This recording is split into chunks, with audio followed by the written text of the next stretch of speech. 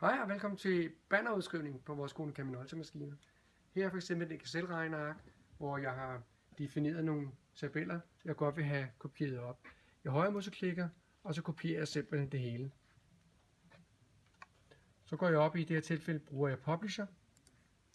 Og der har jeg i forvejen defineret en størrelse her, hvor jeg går ned og tager en sidestørrelse.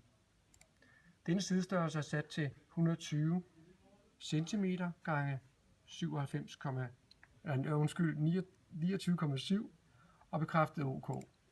Det er jo størrelsen set med Publishers øjne. Så går vi simpelthen i filer, og vi går i udskriv, og vi går ind i mit Follow Me-kø i printeregenskaber. Her definerer jeg så, at min størrelse skal være en custom size, og der siger jeg 297 gange 1200, fordi herinde kan vi godt køre med det rigtige størrelseforhold. Det kan vi nemlig godt klare på vores maskiner. OK. Så fortæller jeg så samtidig, at den i Basic skal køre for bypass, fordi det er ikke for nogle af skufferne, men det er bypass. Og OK. OK. Og udskriv. Sådan. Så går vi ud til maskinen. Og så er vi kommet over til vores maskine her. Sådan ser vores log-on på, men vi er jo nødt til at gå ind og fortælle maskinen, at vi ønsker at køre bannerprint. Så derfor gør jeg lige det, at jeg tager en anden adgang i mit normale log-on.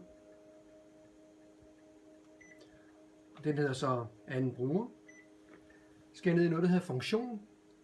Og der er en, der hedder banner. Bannerudskrivning, som er nummer 7. Aktiver den og tillad, at det er det, vi vil gerne gøre. Og bekræft med OK. Nu er maskinen i virkeligheden klar til at køre bannerprint. Så har jeg min banner liggende herovre. De antal, jeg vil gerne vil.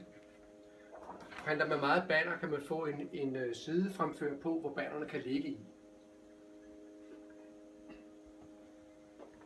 Jeg står her og venter på, at jeg kommer over og fører mit kort hen til. Så nu tager jeg mit kort og fører hen til min maskine. Og nu vil den gå ind og connecte min bruger. Nu kommer brugeren ned her og fortæller maskinen, at den skal have banner. Så om øjeblik kommer der en lille fejllog, som I kan se her, hvor der står ilæg banner.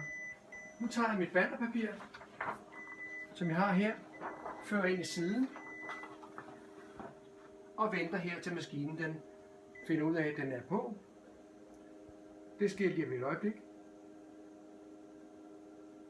Jeg vil faktisk også bare trykke afslut. Og så printer den. Fordi jeg ikke har min ark fremfører, jeg er nødt til at holde arket op, indtil den vi trækker det ind.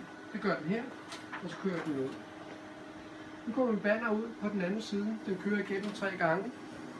Hvis jeg lige gør den, jeg går herover, så jeg lige kan sætte med her. Sådan.